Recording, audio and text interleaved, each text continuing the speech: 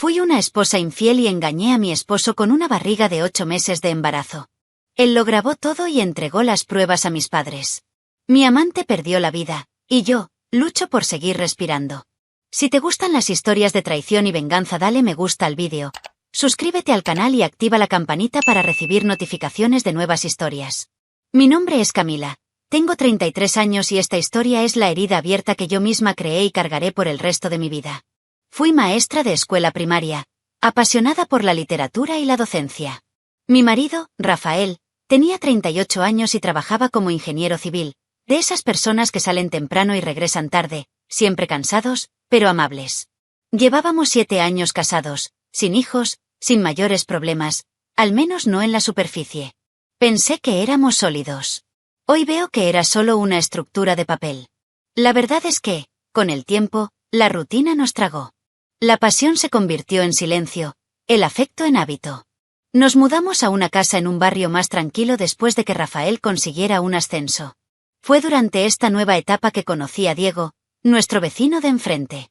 Tenía 35 años, era entrenador personal y daba clases en gimnasios de la región. Cuerpo carismático, escultural, siempre con esa sonrisa fácil. El tipo de chico que sabe que es guapo y sabe cómo usarlo.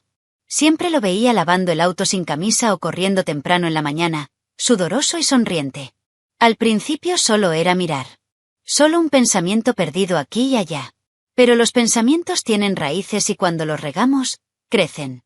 La primera vez que hablamos de verdad fue cuando Rafael se fue a trabajar durante una semana.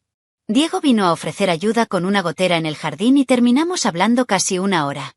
No es gran cosa, hasta donde estoy convencido. Pero fue allí donde sentí la chispa.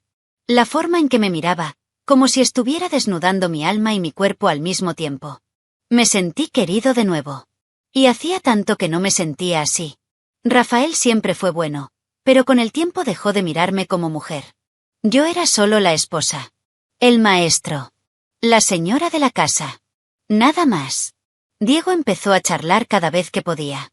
En la puerta, en la acera, incluso en el mercado. Intercambiamos largas miradas, llenas de intenciones tácitas. Me lo negué a mí mismo, pero ya estaba disfrutando del juego. Cuando Rafael no estaba, me encontré esperando a que pasara Diego, solo para ver si me miraba. Y él siempre miró. A veces sonreía. A veces se mordía el labio. Cada gesto era una invitación silenciosa. Y yo, tontamente, comencé a responder. Primero con las miradas. Luego con mensajes. Y un día, con un toque que duró medio segundo más de lo debido. El primer beso ocurrió al final de la tarde, en su garaje. Había ido a pedir prestada una herramienta y me dijo que estaba solo, que su esposa había salido. Fue rápido, impulsivo, pero lleno de todo lo que sentía reprimido. Fue como abrir una presa. Debería haberme detenido ahí. Sabía que iba por un camino peligroso, pero no me detuve. Me sentí viva, querida, importante otra vez. Y me fui a casa con el sabor del todavía en mis labios y mi corazón latiendo como un adolescente. Esa noche dormí con Rafael como si nada. Fingí un dolor de cabeza para evitar el sexo. Ni siquiera insistió. Estaba cansada, como siempre. Y yo, acostada junto a él, mi cuerpo todavía ardía por el toque de otro hombre. No lloré. No me arrepiento. En mi cabeza, solo había roto una regla, no el corazón de nadie. Fue en este punto que mi moral comenzó a desmoronarse. Fue en ese momento que la mujer que yo era empezó a morir. Y nació otra, una que pensó que podía jugar con el destino y salirse con la suya. La verdad es que nunca imaginé que quedaría embarazada. Siempre fuimos cuidadosos, y Rafael y yo llevábamos años intentándolo sin éxito. Cuando comencé a tener náuseas y un retraso en mi ciclo, mi primera reacción fue pánico. Me hice la prueba escondida en el baño de la escuela y, cuando vi esas 2 líneas, mi corazón casi se detuvo. No de la felicidad, pero por miedo. Lo único que resonó en mi mente fue, ¿y si no es de Rafael? Porque lo sabía. En el fondo sabía que Diego tenía las mejores posibilidades. Después de todo, mi matrimonio había sido más casto que una iglesia durante meses. Llegué a casa con la prueba envuelta en papel higiénico, como si fuera la prueba de un delito. Rafael llegó tarde, como siempre, y no dije nada. Permanecí en silencio, fingiendo ser normal mientras por dentro gritaba. Al día siguiente, Programé un análisis de sangre y recé, realmente recé, para que fuera solo un error, un falso positivo. Pero no fue así. Estaba embarazada. Y no había forma de saber con seguridad de quién era hijo. Diego, por supuesto, quedó en shock cuando se lo conté. Quería saber qué iba a hacer, si se lo iba a decir a Rafael. Pero no tuve respuesta. La verdad es que por muy equivocada que estuviera, amaba a Rafael. No de la misma manera que antes, pero aún así lo respetaba. Y tenía miedo de lo que haría, de cómo reaccionaría. Así que hice lo que me resultó más fácil. Mentí. Dijo que era suyo. Fingí sorpresa, felicidad, incluso lloré con falsa emoción cuando revelé la noticia en la cena. Rafael me miró con una sonrisa algo sospechosa, pero me abrazó. Dijo que fue un milagro, un regalo de Dios. Casi vomité de culpa. Y esa noche lloré sola en el baño, con la mano en el estómago y el corazón apesadumbrado. Le dije a Diego que iba a mantener la mentira. Al principio estaba furioso, pero luego lo aceptó. Dijo que solo quería saber que el bebé estaba bien, aunque fuera a distancia. Le prometí que podría seguirme desde lejos, sin levantar sospechas. Y durante unos meses, esta ilusión funcionó. Rafael empezó a estar más presente, me cuidaba, hacía planes para el futuro.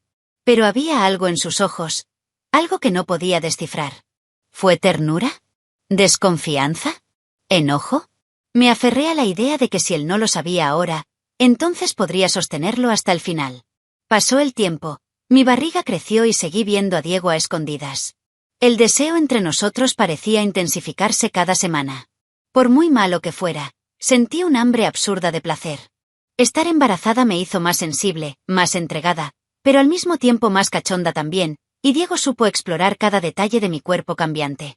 Dijo que le encantaba usarme con esa gran barriga. Era como si, por primera vez, realmente me sintiera una mujer. Le habló a su vientre, me acarició y me satisfizo con una intensidad que nunca había sentido con Rafael. Y eso me dejó aún más atrapado en esta locura. Rafael, en cambio, permaneció emocionalmente distante, pero físicamente presente. Hacía las compras, asistía a exámenes, pero evitaba los contactos íntimos. Fingí que era normal. Que todo estaba bien.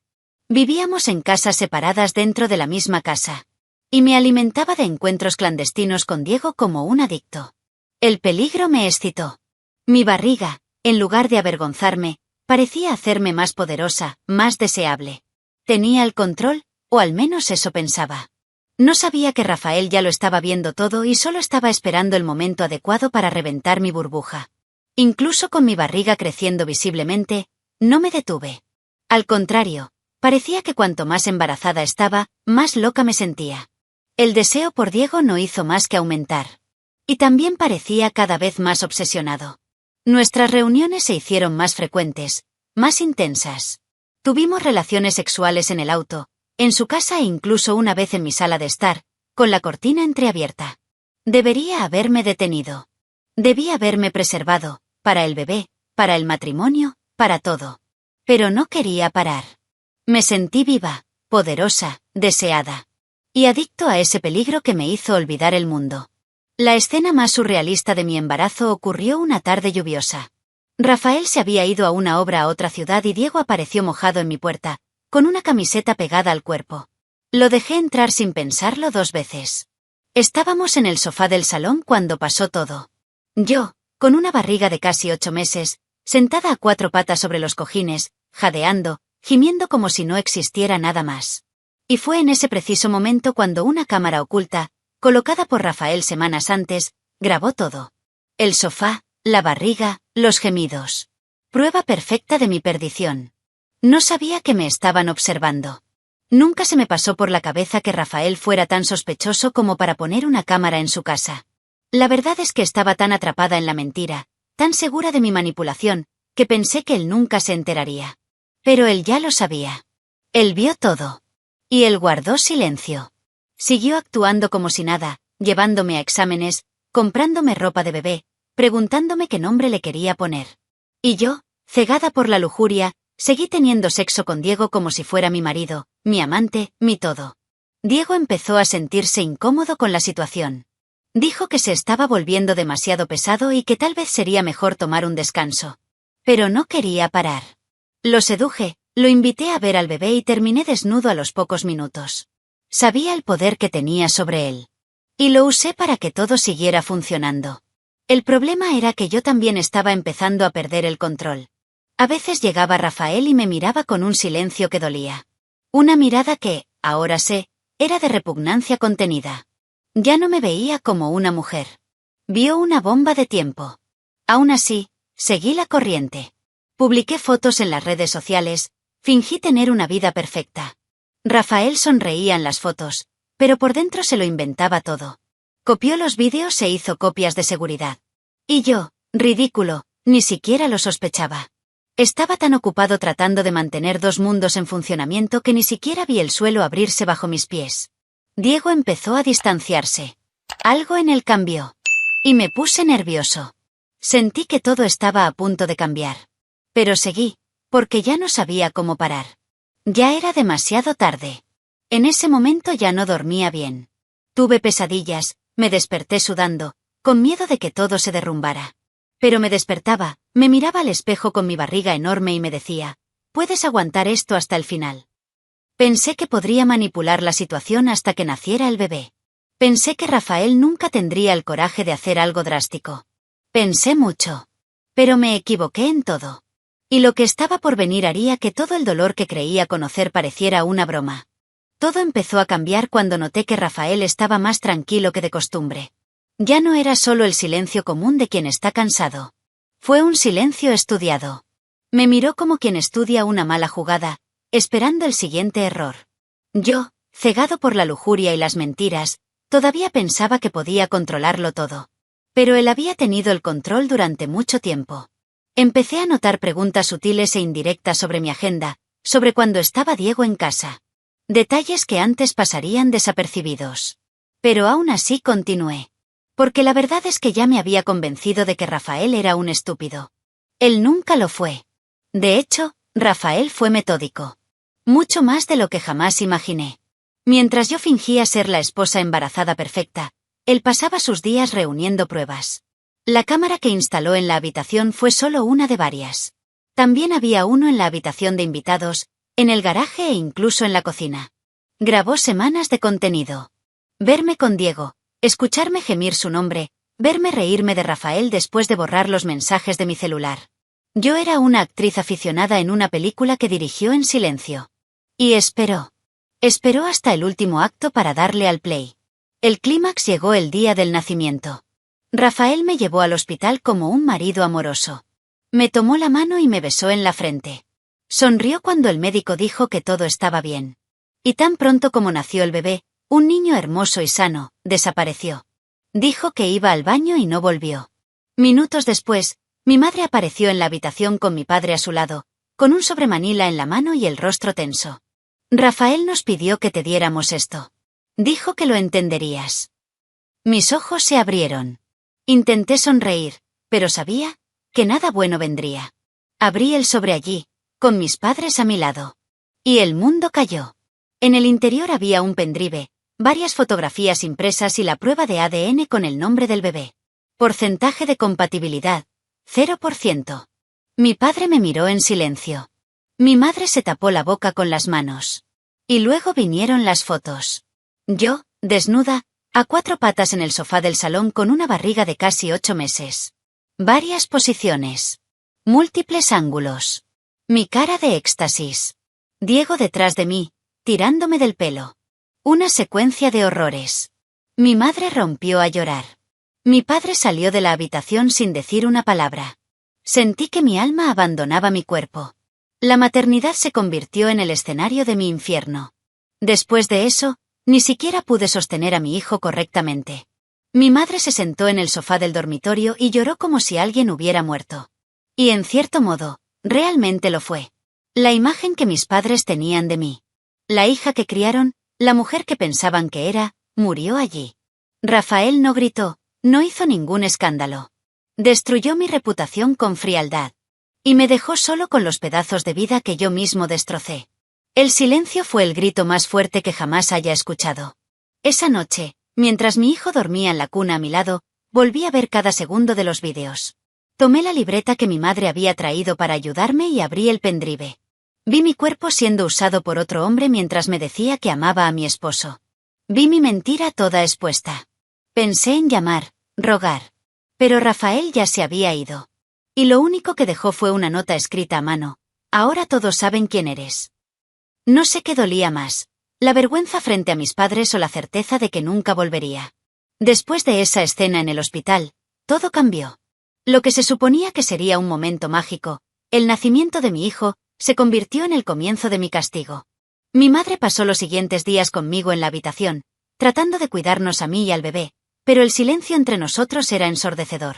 Ella solo habló lo necesario y evitó mirarme a los ojos. Mi padre nunca regresó al hospital. Dijo que estaba muy decepcionado y que necesitaba tiempo para asimilar que su hija era una libertina sin la más mínima vergüenza ni respeto. ¿Y yo? Ni siquiera podía mirar a mi hijo sin sentir un dolor insoportable. No por él, sino por todo lo que representaba ahora. Los días se prolongaron hasta el alta. Regresé a casa con mi madre ayudándome a cargar las cosas y Rafael ya no daba señales de vida. Ninguno. Sin mensajes. Sin conexión. Nada. Esperaba que al menos viniera a ver al bebé, que algún tipo de instinto paternal se hiciera cargo. Pero él me había borrado de la existencia. La casa estaba igual que la dejamos, pero con una diferencia brutal. Todas sus pertenencias habían desaparecido. Armario, zapatero, ordenador, se lo llevaron todo. Incluso las fotos. Incluso los recuerdos. En la cocina, sobre la mesa solo había un sobre. En el interior, una nota breve y directa. Usted tomó sus decisiones. Ahora ocúpese de ellas. Así. Me derrumbé. Lloré sollozando. Me tiré al suelo sudando, con los puntos de la cesárea ardiendo y mi hijo llorando en la cuna portátil. Mi madre me levantó, me secó las lágrimas y me dijo algo que resuena hasta el día de hoy. Destruiste tu propia vida con tus propias manos. Ahora levántate y cuida de tu hijo. Eso me duele más que cualquier insulto. Porque era verdad. Lo hice. Nadie más. En los días siguientes, me convertí en zombi. No comí, no dormí, solo lloré. Se me secó la leche de tanto estrés. Tuve que alimentar al bebé con fórmula. Cada vez que lo miraba sentía una mezcla de amor y culpa que me carcomía. Era como si hubiera manchado su nacimiento con mis pecados. Y aunque él no tenía la culpa de nada, no podía desconectarme del origen de todo. Diego intentó enviarme un mensaje, pero lo bloqueé. En ese momento lo único que quería era desaparecer. O que alguien lo haga por mí. El vacío de la ausencia de Rafael fue peor que cualquier grito. Revisé mi celular como un adicto, esperando alguna notificación suya, algún resquicio, alguna oportunidad. Pero desapareció del mundo. Bloqueó mi número, bloqueó mis redes. Incluso los amigos en común me interrumpieron. Poco a poco la noticia se fue difundiendo entre los familiares. Me convertí en el escándalo familiar. La adúltera. La hija vergonzosa. La mujer que quedó embarazada de su vecina y destruyó un matrimonio. Y lo más cruel es que todo eso era verdad. Me convertí en una verdadera pesadilla. No salí de casa. Cerré todas las ventanas y evité las visitas. Mi madre se mantuvo unida, pero todos los días parecía retraerse emocionalmente. Ella ya no me llamó hija.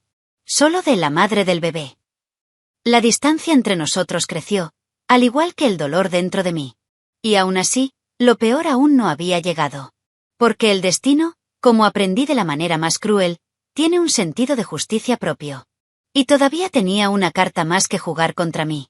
Una carta que me haría desear nunca haber hecho trampa. Nunca he mentido. Nunca ha existido.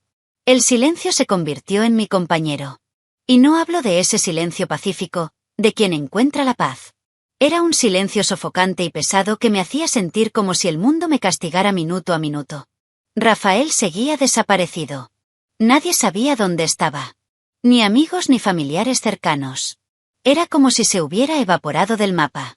Uno de sus amigos incluso me envió un mensaje seco, no le pidió a nadie que te respondiera. Eso me destruyó más que si me hubiera maldecido.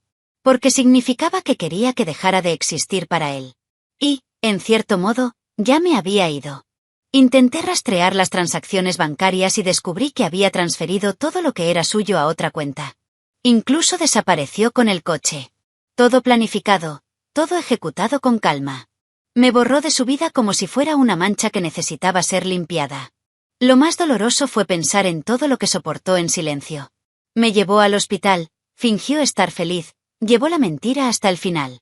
Y cuando tuvo la oportunidad, se desquitó de mí con una frialdad de la que nunca imaginé que fuera capaz. Era el tipo de venganza que no grita. Simplemente te deja solo en tu propio infierno. Mi madre dijo que tenía razón. Ese silencio fue la única respuesta para alguien como yo. Mi padre no me había hablado desde el hospital. El ambiente en casa era tenso, pesado, asfixiante. Cuidar al bebé se convirtió en un acto mecánico. Lo amaba, pero a veces ni siquiera podía mirarlo a los ojos sin recordarlo todo. Era como si llevara el rostro de mi vergüenza. Lloré casi todos los días, pero nadie más lloró conmigo. Solo el bebé. Y lloró mucho. Como si sintiera todo ese dolor en el aire. Como si lo supiera todo. Una noche soñé con Rafael mirándome con esa mirada de antes. Cariñoso, protector. Me desperté asustada y lloré como una niña. Lo extrañé como nunca me he perdido nada en mi vida. Recordé las noches en las que reíamos, hacíamos planes, soñábamos con una casa llena de niños. Y todo eso estaba muerto. Por mi culpa. Maté nuestro amor. Con mis manos, con mis piernas abiertas para otro hombre, con mi mentira llevada al límite. Y ahora lo único que me quedaba era el eco de la ausencia. Un eco que cada día me consumía más. A veces me encontraba mirando mi teléfono durante horas. Esperando un mensaje. Un audio. Cualquier cosa. Pero no llegó nada. Ni siquiera para insultarme.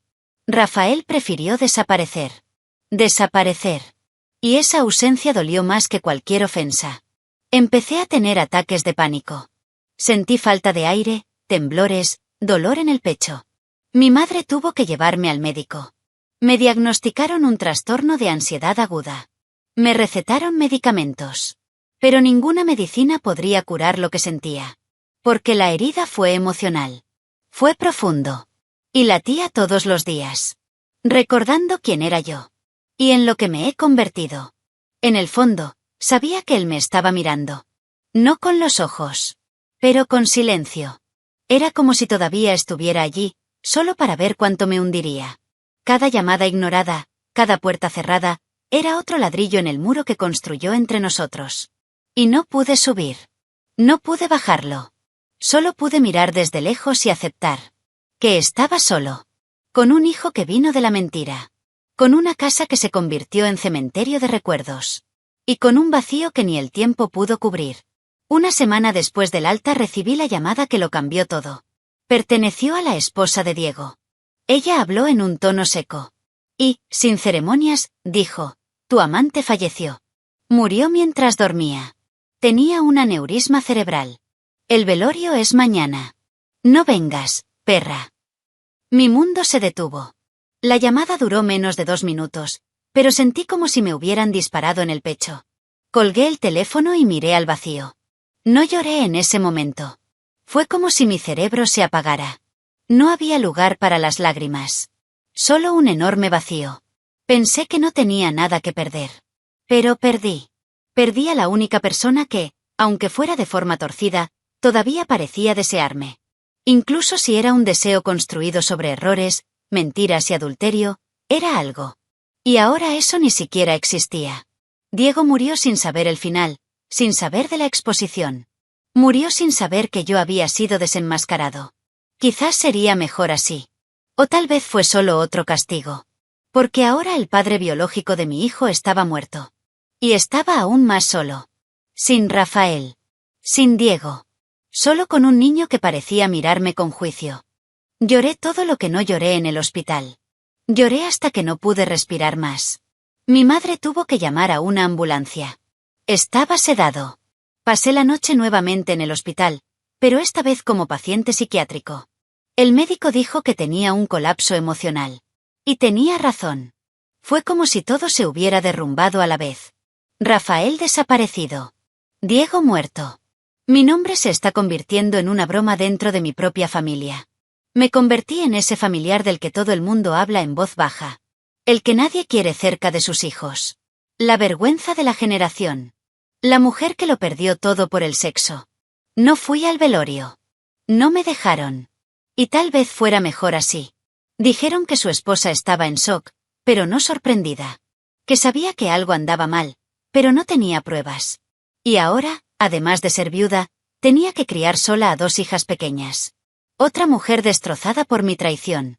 Otra vida que ayudé a romper. Seguí imaginando su rostro en el ataúd. La expresión de alguien que murió sin saber que destruyó una familia. O tal vez murió sabiendo demasiado. Lo sabrás. Lo que sí sé es que, en ese momento, mi destino quedó sellado con sangre. Empecé a vivir como un fantasma. Existí, pero no viví. Le di de comer a mi hijo por obligación. Baño, pañal, biberón, todo mecánico. No había ningún afecto real, solo culpa. Una culpa que me consumía de adentro hacia afuera. Cada vez que sonreía, tenía ganas de llorar. Porque él no tenía la culpa. No pidió nacer de un error. Pero él era el recordatorio viviente de la peor etapa de mi vida. Su rostro se parecía al de Diego. Y eso me dio escalofríos. Amaba a mi hijo, pero odiaba el contexto. Y ese, para una madre, es el peor tipo de dolor. Mi madre insistió en que buscara ayuda espiritual. «Estás maldita, Camila», dijo. Y en el fondo yo también lo pensaba. Porque la vida parecía castigarme en tiempo real. Cada día era un nuevo recordatorio. Un mensaje que decía, «Tú elegiste esto». Y realmente lo hice. Nada de lo que estaba pasando era injusto. Era solo la factura que llegaba. Una factura alta. Y no tiene precio. Y, sin embargo, el destino todavía tenía guardadas algunas sorpresas más. Porque, como pronto descubrí, aún no se había tocado fondo. Con el tiempo, el silencio se volvió rutinario. Ya no era un castigo, era mi nueva normalidad. Me despertaba, le daba de comer, le cambiaba pañales, acostaba a mi hijo, y me sentaba en el sofá, mirando al vacío. A veces me pasaba horas mirando la televisión apagada. Otras veces lloré sin motivo. El duelo por la traición no fue solo por la pérdida de Rafael o Diego. Fue la pérdida de mí mismo. Ya no reconocí mi cara en el espejo. La mujer que era antes, segura de sí misma, vanidosa, soñadora, murió allí, junto con todo lo que destruí. Lo que quedó fue un zombi funcional. La familia de Rafael cortó cualquier tipo de contacto. Todos me bloquearon. Me enteré que se había ido a vivir a otra región, para empezar de nuevo. Nunca supe exactamente dónde. Un primo lejano me dijo que pidió un traslado en el trabajo y desapareció. Dicen que está bien. Quien incluso empezó a asistir a una iglesia. ¿Y yo? Me quedé con las piezas. Con vergüenza. Con noches vacías y mañanas pesadas. Con el recuerdo de la fiesta que se convirtió en un emotivo velorio. Rafael nunca quiso tener nada que ver con el bebé. Nunca. Ni un mensaje, ni un hola. Como si nunca existiéramos para él. La parte más difícil es mirar a mi hijo y saber que, por mucho que lo ame, él crecerá sin entender por qué no tiene un padre. Me hará preguntas que no sabré responder. Y lo peor, algún día se enterará de todo. Porque la verdad siempre se filtra. Un familiar, una red social, alguien más con la boca abierta, eventualmente se irá. Y sabrá que nació de un asunto sucio entre su madre y la vecina. Me mirarás con ojos críticos. Dudarás del amor que digo que siento. Porque, en el fondo, yo mismo dudo de merecer este amor. ¿Intentos de empezar de nuevo? Tuve varios. Fui a psicólogos, iglesias, grupos de apoyo. Intenté conseguir trabajo, retomar mi carrera como docente. Pero en cada escuela a la que envié un currículum, alguien ya había oído la historia. Mi nombre se convirtió en sinónimo de escándalo. La mujer que tuvo relaciones sexuales estando embarazada con su vecina y fue expuesta por su marido. Una historia tan absurda que parecía mentira, pero era cierta. Mi verdad. Yo era ese huracán. Y ahora soy solo sus escombros. Nadie quiere escombros. Solo quieren distancia. Y no los culpo. Nunca volví a tener una relación con nadie. Ni siquiera lo intenté. La idea de involucrarme con otro hombre me pone ansiosa. Me siento sucia, mimada. Como si ya no tuviera derecho a vivir una historia de amor. E incluso si lo hiciera, ¿quién aceptaría mi pasado? ¿Quién aceptaría un niño nacido de una traición? He oído de los pretendientes que es mucho equipaje. Y estoy de acuerdo. Soy un paquete completo de culpa, pena y arrepentimiento. Y ni el maquillaje, Ni el perfume, ni ninguna sonrisa tímida lo borran. Ya no soy una mujer.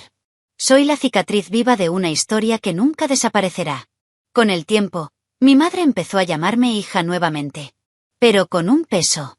Como quien se ve obligado a perdonar por instinto maternal. Nunca volvió a hablar de Rafael ni de Diego.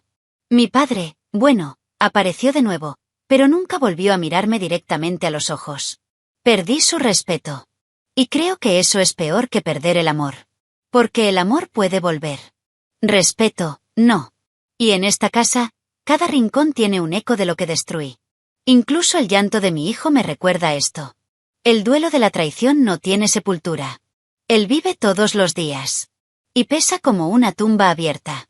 Pasaron los años. E incluso con el tiempo tratando de sanar, algunas heridas solo se pudren. Cuando mi hijo tenía 5 años comencé a sentir dolores constantes, un cansancio extraño y manchas en todo el cuerpo.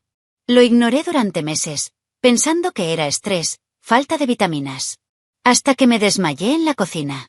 Me llevaron al hospital y, después de muchas pruebas, llegó el diagnóstico: lupus. Una enfermedad autoinmune crónica que no tiene cura.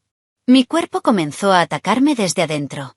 Como si, de alguna manera, también se avergonzara de lo que alguna vez protegió. El médico fue directo. Mi calidad de vida nunca volvería a ser la misma. Debido a la enfermedad perdí el trabajo estable que finalmente había encontrado. Ya no podía enseñar, concentrarme ni siquiera estar de pie durante largos periodos. Una vez más dependí de mi madre, ahora mayor, y de la ayuda del gobierno. Las citas, los medicamentos, los días enteros de dolor físico y mental, todo pasó a formar parte de mi rutina. Me convertí en una sombra de mí mismo. No bastaba con cargar con la culpa emocional. Ahora todo mi cuerpo sangraba de adentro hacia afuera, como si fuera necesario dejar claro que el castigo no era solo espiritual. Era física. Fue constante. Era visible. Mi hijo ahora entiende más de lo que me gustaría. Él ve la tristeza en mis ojos. Él siente cuando me siento mal, cuando no puedo levantarme de la cama, cuando lloro sola en el baño pensando que nadie me escucha. Nunca me preguntó directamente sobre su padre. Pero a veces me mira de una manera que me mata por dentro. Como si lo supiera.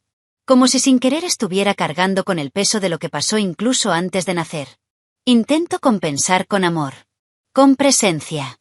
Pero siempre me pregunto, ¿es esto suficiente? ¿Podrá algún día perdonarme por haberlo traído al mundo en medio de tanta oscuridad? Rafael nunca volvió a dar señales de vida. A veces sueño con él. Sueño que llama a la puerta, me mira con esa misma mirada del hospital y me pregunta, ¿de verdad por eso destrozaste todo? Y me despierto llorando. Porque no tengo respuesta. Porque hasta el día de hoy todavía no entiendo por qué dejé que todo llegara a donde llegó. Un impulso. Un deseo. Una mentira. Una secuencia de decisiones equivocadas que parecían pequeñas, pero juntas formaron el abismo. Y no hay retorno del abismo. Solo el eco. Solo el frío. Solo arrepiéntete. A mis 38 años soy una mujer con el cuerpo enfermo, el alma rota y un hijo al que trato de amar con todas las fuerzas que me quedan. No tengo pareja, no tengo amigos y solo recibo llamadas de facturadores o médicos.